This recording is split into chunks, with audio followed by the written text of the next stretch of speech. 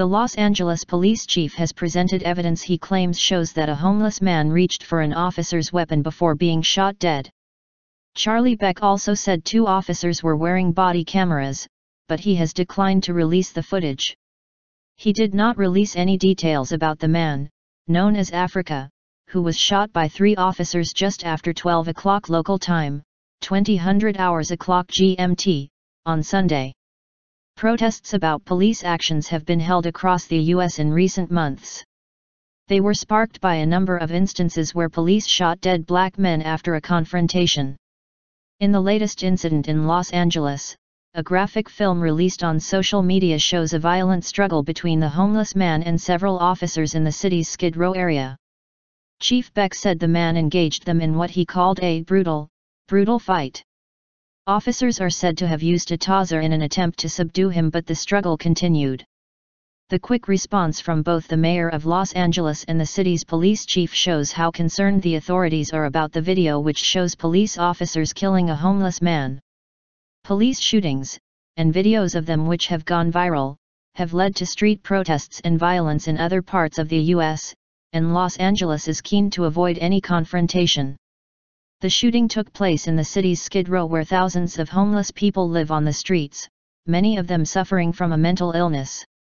While Skid Row is a community, this is not the kind of tightly knit neighborhood you find in a place such as Ferguson, Missouri, and the fact 2 officers were wearing body cameras also gives other views on what happened. There were angry exchanges in the immediate aftermath of the shooting, and they continued online, but Skid Row was quiet overnight and no protests or skirmishes have been reported. Flanked by a poster featuring several blown-up images related to the case, Chief Beck reiterated claims that the homeless man had attempted to grab an officer's weapon.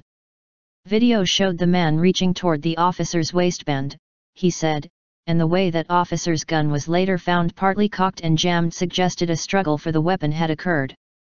You can hear the young officer who was primarily engaged in the confrontation saying that he has my gun. He has my gun, said Mr. Beck.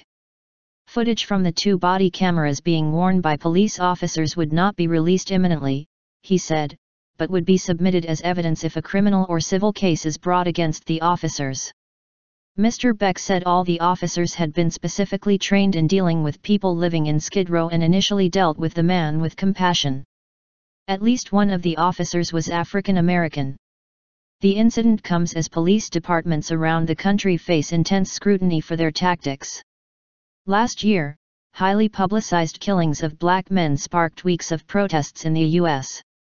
Hours after the latest shooting, the hashtag #LAPD shooting was trending on Twitter in the U.S. Video of the incident, posted on Facebook and played widely by U.S. media, begins with what appears to be a black man swinging punches at police officers, and more officers soon arrive. A voice can be heard shouting, "Drop the gun!" 4 times before 5 shots ring out. 2 officers were injured in the incident. Both have been released from hospital, and one is currently using crutches.